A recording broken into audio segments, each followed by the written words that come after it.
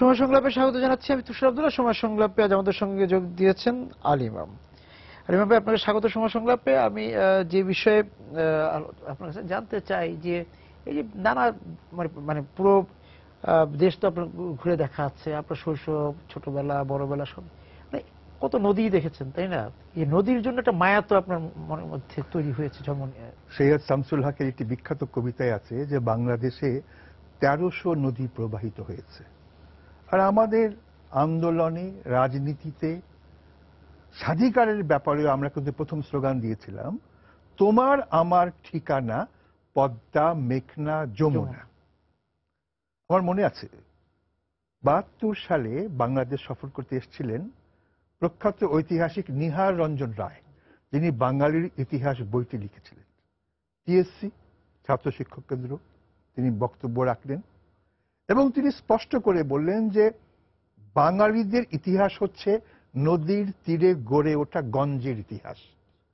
নদীর তীরে গঞ্জগুলো গড়ে উঠেছে, বিকিকিনির হাট, নৌকো আসছে পসরা নিয়ে। হাজার বছর ধরে সেই কলতু নদী, কলতু মানে হচ্ছে পুণ্যস্রোতা, পুণ্যবর্ধন নদী, বগুড়ায় মহাস্থানগড় পাশ দিয়ে বয়ে গেছে করতোয়া। করতোয়া নদীর তীরে প্রথম এখানকার সভ্যতা, মানব বসতি গড়ে ওঠে প্রায় ২৫০-৩ হাজার বছর আগে। এবং এই ওয়ারি বটেশ্বরেও যে সভ্যতার নিদর্শন পাওয়া গেছে, তার সঙ্গেও কিন্তু জানা যাচ্ছে যে সেই সুমেরিয়ান, আসুরিয়ান সভ্যতার সঙ্গে যোগাযোগ ছিল নৌপথে। এই তাম্রলিপ্ত বন্দর, তামলিটিস, সেখান থেকে সুবর্ণগ্রাম থেকে নৌকোগুলো বাণিজ্যের উপদেশের জন্য যেত দূর দূর দেশে। সে রোমে গিয়েছে, গ্রিসে গিয়েছে।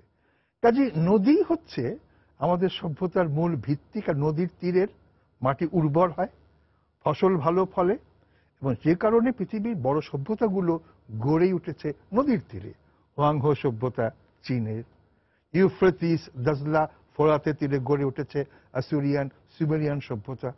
আর বিখ্যাত নীল নদের, নদী তো না, নদ, নীল নদের তীরে গড়ে উঠেছে মিশরীয় সভ্যতা। এই কাজে সভ্যতাগুলো, সিন্ধু নদের তীরে গড়ে উঠেছে মহেঞ্জোদারো, হরপ্পা সভ্যতা। নদীর তীরে গড়ে ওঠা সভ্যতা। ঢাকাও তো আমরা বলি বুড়িগঙ্গার তীরে, এবং বুড়িগঙ্গা তীরে ঢাকা। এবং বুড়িগঙ্গাকে ১৬০৮ সালে যখন জাহাঙ্গীরনগর নামে ঢাকাকে রাজধানী করা হলো, তখন কিন্তু এই নদীর উর্বরতার কারণেই দিল্লি থেকে নিয়ন্ত্রণ করার জন্য যে বাহিনী আসতো, মোগল বাহিনী, সেই সুবেদারদের কল্যাণে নদী পথটা ছিল বড় ব্যাপার। এবং এই নদী পথ দিয়েই সৈনিকরা আসতো, যারা খাজনা আদায় করে তারা আসতো, এবং সেভাবেই প্রশাসনিক নেটওয়ার্ক গড়ে ওঠে কিন্তু নদীর তীরে তীরে। দুর্গ গড়ে ওঠে। না, নারায়ণগঞ্জে ৩টা দুর্গ, বিখ্যাত দুর্গ, সেই ইদ্রাকপুর দুর্গ, খানজাহান দুর্গ। কাজে দুর্গগুলো গড়ে উঠেছিল অ্যাডমিনিস্ট্রেশনটাকে নিয়ন্ত্রণ করার জন্য। নদীর তীরে যে প্রশাসনিক ব্যাপার, যোগাযোগ ব্যবস্থা, কর আদায়, অপরাধ দমন, সবকিছু নিয়ন্ত্রণ করার জন্য দুর্গগুলো ভূমিকা রাখতো, এবং সেগুলো সব নদীর তীরে। কাজে নদী চলাচল এটি একটা বড় ব্যাপার। এবং বাংলাদেশ আমি ব্যাপকভাবে ঘুরেছি, কারণে আমি টেলিভিশনে যখন ছিলাম অনেক বছর আগে, 86 থেকে 90 সাল পর্যন্ত দেখা হয় নাই চক্ষু বেলিয়া নামে আমি একটি প্রামাণ্য অনুষ্ঠান প্রযোজনা করেছি ডক্টর এনামুল হকের উপস্থাপনায়। তখন আমাকে বাংলাদেশের সবগুলো এই উল্লেখযোগ্য নদীর কাছে যেতে হয়েছে। আমি ভরা নদীর বাঁকে নামে একটা প্রোগ্রাম করতাম আব্বাসে নিয়ে। এখন করতে হবে মরা নদীর বাঁকে। আমি বলেছি ভরা নদী আর নেই। কাজে আমার টেলিভিশনে ২০ বছর ধরে আমি নদী প্লাবিত অঞ্চলগুলোর উপরেই কাজ করেছি। আবহমান বাংলা করেছি সৈয়দ শামসুল হককে নিয়ে প্রায় ৫ বছর। আমি কাজে সবকিছু করতাম। আমি ওই নদীর তীরে দাঁড়িয়ে উপস্থাপক বলতো যে আমরা দাঁড়িয়ে আছি এইখানে। কাজে সেই অর্থে টেলিভিশনে, অডিও ভিজুয়াল এর মাধ্যমে বাংলাদেশের নদীর তরঙ্গ এবং সঙ্গে সংশ্লিষ্ট সাংস্কৃতিক চেতনাকে আনার জন্য হয়তো একটা বিনীত প্রয়াস আমার ছিল। আব্দুল আবু সাইদ আমাদের দেশের একজন প্রধানতম ব্যক্তি, লেখায়, বক্তৃতায়, সংগঠক। তিনি কেন নদী বাঁচাবার আন্দোলন করছেন এখন, সমস্ত কিছু বাদ দিয়ে প্রায়? আমি বললাম স্যার, বলে আগে নদী না বাঁচো তো মরে যাব। এবং আব্দুল আবু সাইদের কাজ দেখে আমি বুঝতে পারছি নদীর 12টা বেজে গেছে। কারণ আব্দুল আবু সাইদ সবসময় একটা জাতির, আমাদের জাতির সমাজের উৎকণ্ঠাগুলিকে চিহ্নিত করতে পারেন। পড়াশোনায় অবক্ষয়, লেখাপড়ায় অবক্ষয়, সংগঠনে অবক্ষয়, চিন্তায় অবক্ষয়, তিনি আলোকিত মানুষ চাই বলে আন্দোলন করলেন এবং একটা বিরাট ব্যাপক সৃষ্টি করলেন। তিনি যখন নদী বাঁচাবার জন্য ঘুরে বেড়ান তখন মনে হয় ব্যাপারটিকে, না তা মনে হয় না, ব্যাপারটি সত্যি, কিন্তু ব্যাপারটি যে সুশীল সমাজের কাছে গ্রহণযোগ্য একটা বিষয় হতে পারে এটি তিনি প্রমাণ করেছেন পরিবেশ বাঁচাও আন্দোলন। আমি মনে করি বিগত কয়েক বছরে যেভাবে আমরা দেখেছি নদী বাঁচাও আন্দোলন, কারণ নদীর তীরে অবৈধ স্থাপনা, কলকারখানার বর্জ্যের কারণে, যেমন ড্রেজিং না হওয়ার জন্য আমাদের নদীগুলো এখন বন্ধ হয়ে গেছে, মুখগুলো, উৎসগুলো। একটা বিখ্যাত কবিতা আছে আল মাহমুদ। আল মাহমুদ আপনাদের প্রিয় কবি, আমাদের প্রিয় কবি, এবং আমরা একই অঞ্চলে। আল মাহমুদে কিন্তু সেই বারেশ্বর নদীতে ড্রেজিং এর উপরে চমৎকার কবিতা আছে। লোহার কাছিম, লোহার বিশাল কাছিমটা নিংড়ে নিচ্ছে সেই ব্যাপারটাকে। তো এই ড্রেজিং না হওয়ার জন্য, পরিষ্কার না হওয়ার জন্য, আমাদের শিরায় উপশিরায় যেভাবে ব্লকেজ হওয়ার জন্য হৃৎপিণ্ড সংকুচিত হয় এবং আমরা প্রায় মৃত্যু ঝুঁকিতে পড়ে যাই, হার্ট প্রবলেম হয়। পুরো দেশটা তাই হয়েছে। ফুসফুস, আমাদের দেশে ফুসফুস, তাজা ফুসফুস বিপন্ন হচ্ছে, নদীগুলো মরে যাচ্ছে। এই শব্দটা কি এত ব্যাপকভাবে ব্যবহৃত হয়, নদী মরে গেছে। তার মানে কি নদীটা সচল ছিল, এখন মরে গেছে। বৈশাখ মাসে তার হাঁটু জল থাকে, সেটা তো কবিতার ব্যাপার। এখন তো আষাঢ় মাসে হাঁটু জল থাকে, এখন আষাঢ়, এবং এই হাঁটু পর্যন্ত এখন মধ্যে গোড়ালিতে থাকে, কিন্তু রাজনীতিরও শিকার। হ্যাঁ, আমি যে কথা বলতে চাচ্ছিলাম যে নদী তুমি কোথা হইতে আসিয়াছ, উৎসভূমি। উৎস খুঁজতে গিয়ে দেখা যাচ্ছে যে আমাদের দেশের অনেক নদী নেপালে, ভুটানে, ভারতবর্ষে হিমালয়ের সেই অঞ্চল থেকে এসেছে। আমরা বলি যে 54টি অভিন্ন নদী। এইটা একটা এমন প্রভাব পড়েছে আমাদের জীবনে গত কয়েক দশক ধরে যে নিয়ন্ত্রণটা আমাদের হাতে নেই। তো ফলে এই নদী নিয়ন্ত্রিত যাদের হাতে, তাদের কারণে আমাদের এই রকম সমস্যা প্রতি মুহূর্তে সৃষ্টি হচ্ছে এবং আমরা কিন্তু ক্রমাগতভাবে নদীর জলস্রোতের ধারাবাহিক প্রবাহকে থেকে বিপন্ন হয়ে, বিচ্ছিন্ন হয়ে এইরকম একটা জগতে চলে যাচ্ছি। হ্যাঁ, পানির উৎস আমাদের কাছে। সেটা করে বলছি যে নদী তুমি কোথা হইতে আসিয়াছো, এই প্রশ্নটা খুব গুরুত্বপূর্ণ প্রশ্ন। নদীর উৎস এখন আন্তর্জাতিক রাজনীতির প্রেক্ষাপটে নদীর উৎস যেখানে, সেটা কতটুক ছাড় দেবে অন্য সংশ্লিষ্ট দেশগুলো, এ নিয়ে ব্যাপক আলোচনা, আইনের ফাঁকফোকর আছে। আমরা বোধহয় আইনের ফাঁকফোকরে মমতারও অভাবে, অনুভূতির অভাবে, সহমর্মিতার অভাবের জন্য অনেক ক্ষেত্রেই নিদারুণভাবে বঞ্চিত হচ্ছি। এটি কিন্তু বাস্তব সত্যি। এবং বলাই তো হয় যে মানে আগামীতে পানি নিয়ে একটা বড় রাজনীতি হবে, যুদ্ধ হবে। বলা হচ্ছে যে আগামী সমস্যা পানির অংশীদারিত্ব নিয়ে। পানি আমাদের সমুদ্র সীমা বেড়েছে, এটা একটা খুব ভালো লক্ষণ যে আমাদের সমুদ্র সীমা বেড়েছে এবং সমুদ্র সীমাতে আমরা এখন সামুদ্রিক সম্পদ আহরণ করার জন্য সরকার অনেক উদ্যোগ গ্রহণ করেছে। লক্ষণীয় একটা ব্যাপার যে আমাদের দেশের কোস্টাল বেল্টে থাইল্যান্ড থেকে এবং অন্যান্য দেশ থেকে মাছ প্রচুরভাবে অপহরণ করে নিয়ে যেত। মৎস্য সম্পদে কিন্তু আমাদের বঙ্গোপসাগর খুব উজ্জ্বল, লবস্টার, অন্যান্য মাছও ভালো। এই ছোট্ট মালদ্বীপ, এই মাছ, টুনা মাছ দিয়ে কোথায় পৃথিবীতে চলে গেল? পৃথিবীতে সরবরাহ করার জন্য এবং নিজের দেশে সরবরাহ করার জন্য ব্যাপক মৎস্য সম্পদ আমাদের আছে। এখন সরকার সুনিয়ন্ত্রিতভাবে সেগুলো চেষ্টা করছে। আমাদের নদীগুলিতে কিন্তু এই যে এই কালচার ফিশ, ক্যাপচার ফিশ শব্দটা আছে না, সেই যে প্রজাতির মাছ, এই আইনুন নিশাতে লেখায় পড়লাম যে প্রায় 254 প্রজাতির মাছ হারিয়ে গেছে আমাদের। মাছে ভাতে বাঙালি আমরা। তো এই যে নদীগুলো বিপন্ন হয়ে যাওয়ার জন্য মৎস্য সম্পদ থেকে আমরা, যদিও এবার ইলিশ খুব বেশি হয়েছে, ঝাঁকে ঝাঁকে ইলিশ হয়েছে সেটা, এবং বলা হয় পৃথিবীতে তৃতীয় মানে উৎপন্ন দিক থেকে সবচেয়ে বড় অবস্থায় আছে। ইলিশ দিয়ে তো হবে না। ব্যাপকভাবে নদীতে আগে যে মাছের কলকলানো ভাবটি ছিল, রূপালী ঝিলিক ছিল, অসংখ্য মাছ ছিল, আমার তো স্মৃতিতে আছে চিতল, বাউস, বোয়াল, আইর, কোথায় গেল মাছগুলো? এখন সেই কি বলবো, শপিং মলের উজ্জ্বল দোকান থেকে যেভাবে মাছগুলো আসছে অনেক ক্ষেত্রে কিন্তু স্বাদহীন। তা আমাদের স্বাদু মাছগুলো হারিয়ে যাওয়ার জন্য আমি মনে করি আমাদের জীবন ধারাতে একটা পরিবর্তন এসছে খাদ্যাভ্যাসের। সেটা এক বিষয় যে আমাদের যে নদীর যে উৎস, নদীর যে পানির যে উৎস, সেগুলো রাজনীতি আছে, আটকে দেওয়া হচ্ছে, নদীর মুখ ঘুরিয়ে নেওয়া হচ্ছে, সেগুলো তো একটা আছেই। কিন্তু আমরা আমাদের কাছে যতটুকু জল আছে, যতটুকু নদী আছে, সেই তুষার একটা ব্যাপার ভাবতে হবে। আমাদের যে মাতামুহুরী নদী, আমাদের যে হালদা নদী, হালদা নদীকে বলা হয় মানে মৎস্য প্রজননের জন্য একটা অসাধারণ একটা উর্বর ক্ষেত্র। এখানে যখন বৃষ্টির পানি পড়ে তখন মাছেরা যে ডিম ছাড়ে, সেই লক্ষ কোটি ডিমের রেণু কিন্তু সব জায়গায় যায়। অপরদিকে যশোরে হ্যাচারি আছে, আর এদিকে হালদা মাতামুহুরী। এগুলো কিন্তু পরিকল্পিতভাবে ব্যবহার করা উচিত, কারণ যে পরিমাণ মাছ ডিম ছাড়ে সেখানে পানিগুলোতে, সেগুলো সংগ্রহ করে এই মাছের পোনায় রেণুতে সমস্ত দেশের প্রোটিন সমস্যা, আমিষ সমস্যা মেটানো যেতে পারে।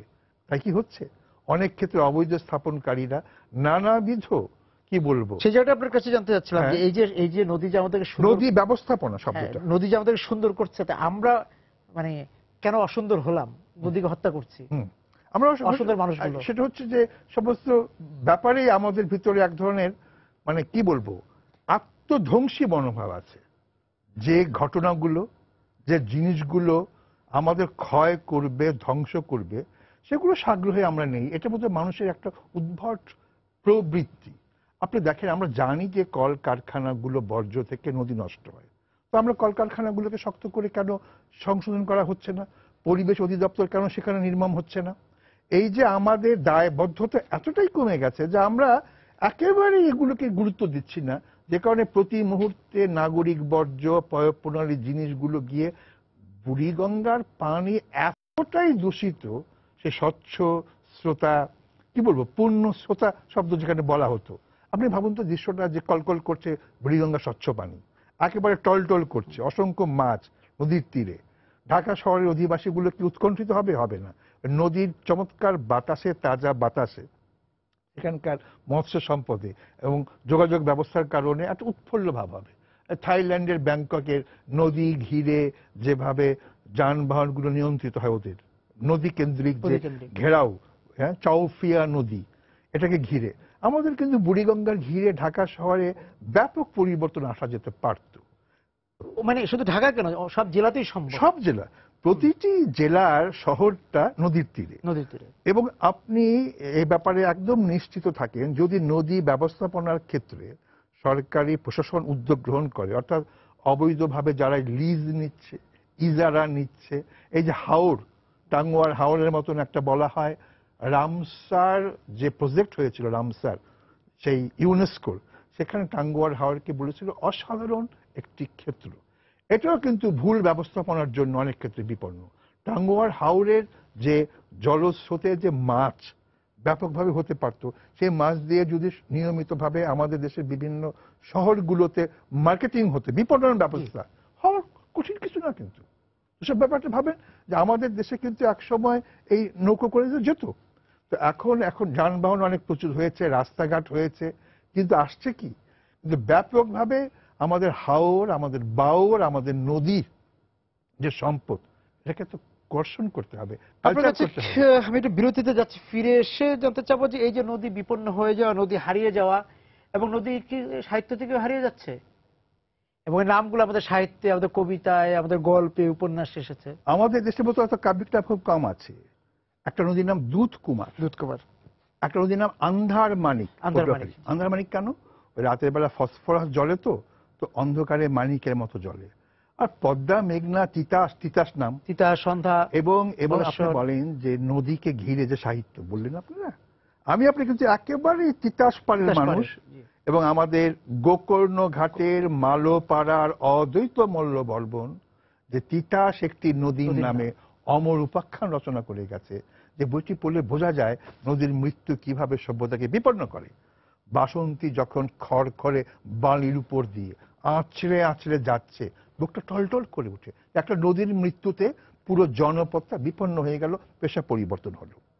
পদ্মা নদীর মাঝি মানিক বন্দ্যোপাধ্যায়, অসাধারণ, এটা একটা তিস্তাপাড়ের বৃত্তান্ত দেবেশ রায়ের।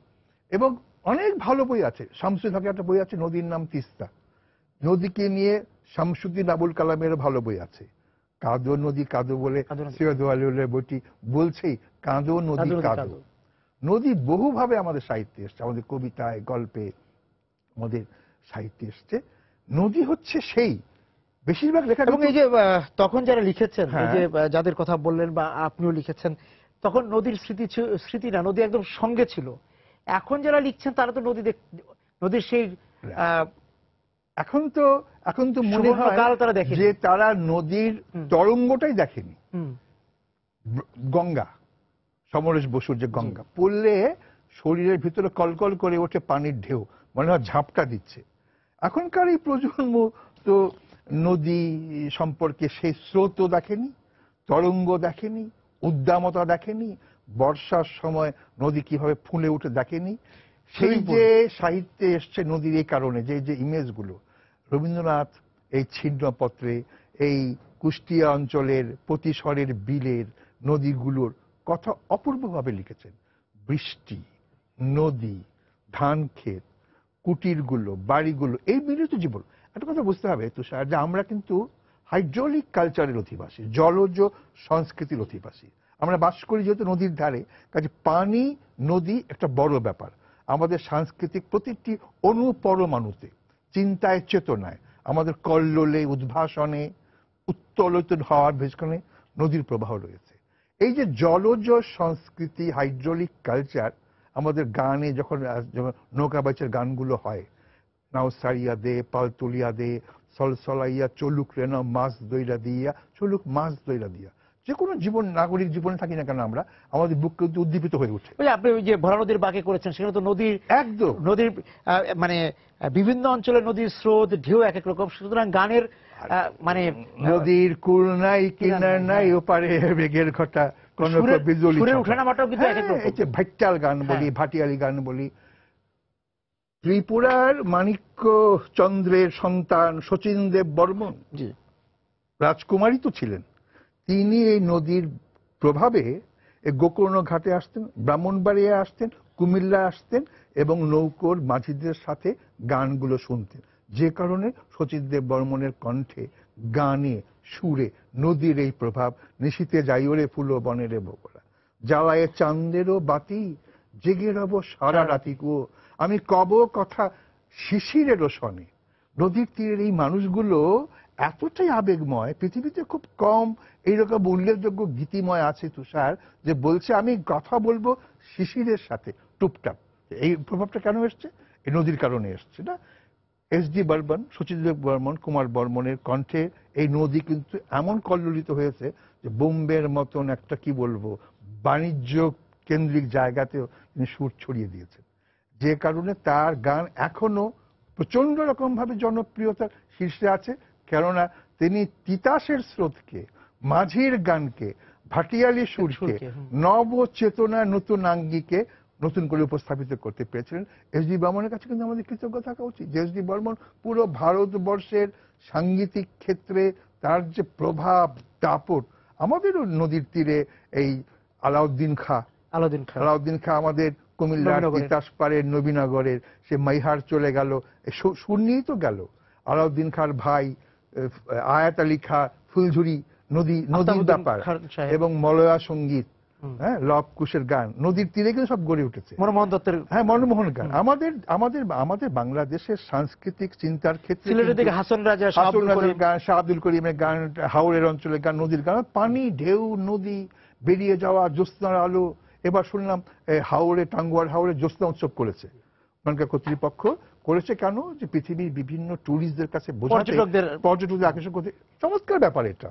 আমার তো জানা আছে যে সুনামগঞ্জের একসময় মেয়র মারা গেছে, তিনি কিন্তু জ্যোৎস্না রাতে সমস্ত কারেন্ট অফ করতে বলতো, পুরো লাইট অফ করে দিত সুনামগঞ্জের, দিয়ে সবাই জ্যোৎস্নার আলোতে ওই জলপ্রবাহের ধারা দেখতো। এরকম মন লাগে, এইরকম মনের মানুষ আমরা খুঁজছি। আমার এই উৎসবের আয়োজকদের প্রতি ভীষণ রকম ভাবে আমার একটা আগ্রহ বাড়লো যে তারা চেষ্টা করেছে হাওড় অঞ্চলের এই প্রভাবটা তুলতে। একটা কথা ভাবতে হবে, আমাদের সাংস্কৃতিক ঐতিহ্যের ক্ষেত্রে অবিস্মরণীয় একটি ভূমিকা রাখছে কল্লোলিত নদী। নদী থেকে বিচ্ছিন্ন হলে আমরা বিপন্ন হব, আমরা বিধ্বস্ত হব, পর্যদস্ত হব, এবং অপর সংস্কৃতি, সেটা ডেজার্ট সংস্কৃতি হতে পারে, সেটা পার্বত্য পাথুরে অঞ্চলের রুক্ষ দেশের মাফিয়া সংস্কৃতি হতে পারে, সবগুলো কিন্তু মার্কেটিং এর নাম করে অনুপ্রবিষ্ট হবে। আমাদেরকে বাধা দিতে হবে সে নৌকা বাইচের উত্তালিত গান দিয়ে, কারণ আমাদের হাতে সম্পদ আছে, আমাদের কাছে বৈঠা আছে, যে বৈঠা বেয়ে বেয়ে আমাদের এই যখন নৌকা বাইচ দেখি বুকটা কলকল করে উঠে, যে কিরকম বলিষ্ঠ, হাতের পেশিগুলো চকচক চকচক করছে, এবং কি লাল একটা গামছা। নদী মরে যাওয়ার কারণে কিন্তু দুই পাশের সংস্কৃতিরও পরিবর্তন হচ্ছে।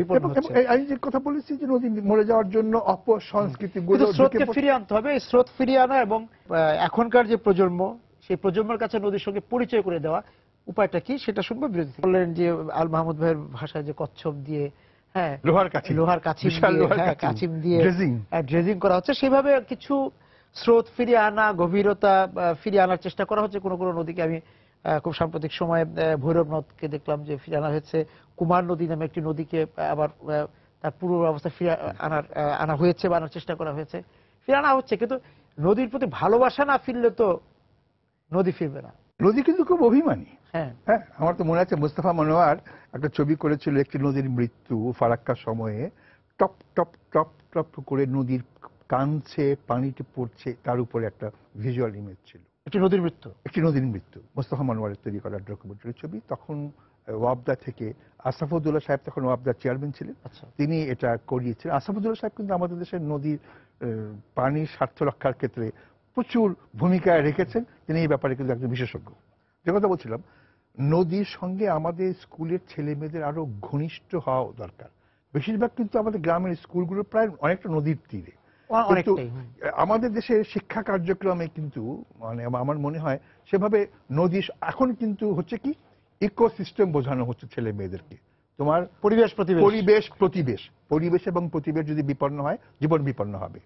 এবং হাওর অঞ্চলে ঘিরে স্কুলগুলোর জন্য আমি কয়েকটা এনজিওকে দেখেছি, তারা সিলেবাস তৈরি করেছে, সেখানে স্কুলের ছেলে মেয়েদেরকে ওই গাছপালার কাছে নিয়ে গিয়ে বোঝানো হচ্ছে। সেদিন দেখলাম যে কোথায় জানি রাঙামাটি না কোথায় লক্ষ লক্ষ পাখির বাসা তৈরি করছে উদ্যোগী হয়ে মানুষ, অর্থাৎ ছেলে মেয়েদেরকে বোঝাচ্ছে গাছে পাখির বাসা বানাও, তোমরা তৈরি করো। তাহলে উদ্যোগ নিলে কিন্তু হয়। এখন তো যে কোনো প্রত্যন্ত অঞ্চলে মাল্টিমিডিয়া ক্লাস হতে পারে, এখন ইনফরমেশন যেতে পারে। সেখানে শিক্ষকের নেতৃত্বে নিয়মিতভাবে নদী বিষয়, স্থানীয় নদী, যে নদীর তীরে তাদের অবস্থানটি, শহরটা গড়ে উঠেছে বা গ্রামটা বা স্কুলটা, সেই নদী সম্পর্কে ইতিহাস, নদীর বৈশিষ্ট্য, নদী সম্পর্কে প্রশ্ন, নদীতে যাওয়া, নদীতে উপকারিতা, এগুলোকে একদম পাঠ্য কর্মসূচির মধ্যে। দূরের নদী না, একদম তোমার কাছে নদী, দূরের নদী, গ্রামের নদী, পা বেরুলেই রাস্তা বলি না আমরা। এবং আল মাহমুদের ভাষায় আমি আবার বলছি যে আমাদের প্রত্যেকের পায়ের নিচে লেগে আছে পলিমাটি। এই যে আমাদের যতই আমরা জামা জুতো পরে চলি না কেন, আমাদের পায়ে কিন্তু পলিমাটির গন্ধ লেগে আছে। আমার তো ব্রাহ্মণবাড়িয়ার তীরে, তিতাস তীরে, বাদুগড়ের এই মেলা থেকে উঠে আসতাম, এখনো যেন মনে হয় আমি সেই বালির মধ্যে দিয়ে হেঁটে আসছি, ভেজা বালিতে। আমাদের এই ছেলে মেয়েগুলোকে স্কুলগুলোতে, এতগুলো 64,000 যে স্কুলগুলো আছে, প্রতিটি স্কুলেরই একজন শিক্ষক যদি প্রতিটি স্কুল থেকে এই নদীর সঙ্গে সম্পৃক্ত করার কর্মসূচি দেখাক না, মাল্টিমিডিয়াতে বিভিন্ন স্ক্রিনে এখন দেখাবে ছেলে মেয়েদেরকে যে বিদেশে কিভাবে নদীকে ব্যবহার করা হচ্ছে। হল্যান্ড এই দেশটি নদীর কিভাবে ব্যবহার করে জমিকে ফিরিয়ে এনেছে। তো নদী সম্পর্কে, নদীর উপকারিতা, নদীর বৈশিষ্ট্য, নদীর জলজ প্রাণী, এগুলো সম্পর্কে পুঙ্খানুপুঙ্খভাবে সিলেবাসে আসতে হবে জিনিসটাকে। আমাদের কি দূরের গ্যালাক্সির খবর জানার দরকার? গ্যালাক্সি অ্যান্ড্রোমিডা থেকে টাউ গ্রহে যাওয়ার ইন্টার গ্যালাকটিক জার্নি সম্পর্কে আমরা কি পড়বো? নাকি আমি জানবো যে আমার এই নদীর নৌকাটা যেখানে বাঁক নিচ্ছে সেখানে ড্রেজিং না হওয়ার জন্য কি সমস্যা? আমার মনে হয় আমাদের শিক্ষা কার্যক্রমে জীবনের এই ধারাগুলোকে ব্যাপকভাবে ফিরিয়ে আনার একটা প্রয়োজনীয়তা। রবীন্দ্রনাথ বলেছিল খুব আক্ষেপ করে যে আমাদের জীবন থেকে শিক্ষাটা খুব দূরে সরে গেছে, যে কারণে আমরা বিচ্ছিন্ন হয়ে পড়ছি। এটিকে ভাবার বিষয় হতে পারে। নদী দূরে সরে যাচ্ছে, গাছ, আমার নদী, আমার জলজ সংস্কৃতি, আমার হাওর বাউর, অনেক জলজ ফুলের কথা আমরা ভুলে গিয়েছি। অনেক মেঠো ফুল, বুনো ফুল, জলজ ফুল, আপনি কলমি ফুলের মতো, মনে হয় ময়ূর ডানা মেলেছে, শালুক ফুল, শালুক ফুল, শালুকের ব্যাপারগুলো, এই জিনিসগুলোকে শুধু আবেগে রাখলে চলবে না। এই জিনিসগুলো সম্পর্কে নিয়মিত আমাদের লেখকরা লিখছেন অনেক সাহিত্য, এই বইগুলোকে ব্যাপকভাবে পড়াতে হবে। এবং যে কারণে আমরা এখনো সেই বৈশাখ মাসের কবিতাটি পড়ে উদ্বেলিত হই, চিকচিক করে বলে কোথা নাই কাদা, একধারে কাশবন ফুলে ফুলে সাদা, পালেন নাও পান খেয়ে যাও, পান খেয়ে যাও। সেই সেই জসিমউদ্দিনের যে কবিতা পালেন নাও নামে মোহাম্মদ মঈনুদ্দিনের কবিতা আছে, জসিমউদ্দিনের কবিতা, এবং সেই মাঝিকে বলছে তুমি সাচি পান খেয়ে যাও, তুমি আমার বোনটা যে বিয়ে দেওয়া হয়েছে সেখানে আমাকে নিয়ে যাও। এবং সচিন কর্তা বলে যে আমার যে মানে ভাইদেরকে বললো নায়র নিতে এসে, নাইও নৌকা মাঝি নৌকার যে কত বিচিত্রতা। নৌকার ব্যাপারে তো মানে নৌকা মিউজিয়াম হয়েছে একটা, হাশেম খান, শিল্পী হাশেম খান আপনাদের আমাদের চাঁদপুরের, তিনি চেষ্টা করে নৌকা মিউজিয়ামটাকে একটা পর্যায়ে নিয়ে এসছেন। এবং সেখানে কত যে গড়ন, আমাদের দেশ তো নৌশিল্পী একসময় বিখ্যাত ছিল। আমাদের মুন্সিগঞ্জ অঞ্চল, আমাদের বিক্রমপুর অঞ্চল একসময় নৌকো তৈরির বিশাল হতো, জাহাজ শিল্প ছিল, জাহাজ শিল্প ছিল। মানে সেই হারমাদরা আক্রমণ করা হতো আমাদের দেশের এই মোগল আমলের এই তৈরি জাহাজগুলো দিয়ে। অসাধারণ সব নৌশিল্প। তারপরে তো আমাদের জলজ সভ্যতার মধ্যে আমরা ছিলাম, সেক্ষেত্রে সরে গিয়েছি, ছড়ানো হয়েছে, হয়তো বিপন্ন করা হয়েছে। এবং যারা যে সমস্ত নিয়ন্ত্রক, ক্ষুধার্ত নিয়ন্ত্রক, খাদকেরা আরো নির্মম ভাষায় মাফিয়া সংস্কৃতির কারণে এই নদীগুলোর মধ্যে থাবা পড়ে বিপন্ন করার জন্য আমরা এখন জলজ সংস্কৃতি থেকে বিপন্ন হয়ে এখন আমরা আত্ম ঠিকানা হারিয়ে প্রায় এক ধূসর জনপদের কি বলবো অসহায় বাসিন্দাদের ধুলি হয়ে উঠছি। এটা তো ঠিক না, কিন্তু সচেতন হতে হবে, হচ্ছে।